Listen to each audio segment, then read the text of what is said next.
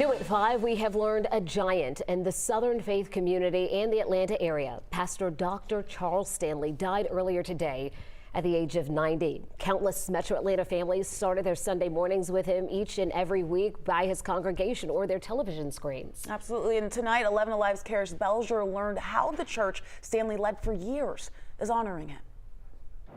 For more than 50 years, Dr. Charles Stanley served as pastor for First Baptist Church Atlanta, but his impact could be felt far beyond his congregation. I wanted to get as many people as possible in touch with Jesus Christ. A life led by faith. The old things have passed away. Why?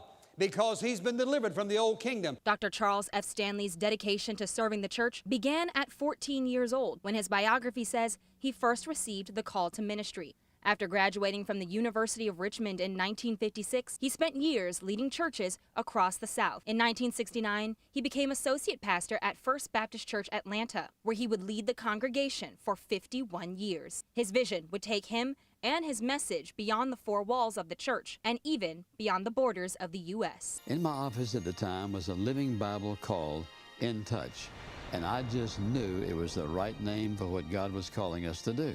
After starting the Chapel Hour in 1972, which aired on 11 Alive, Stanley founded In Touch Ministries, which eventually grew into a broadcast airing in 70 languages across the globe. And in 2020, he started a new chapter. Being your pastor, I know in my heart this season has come to an end.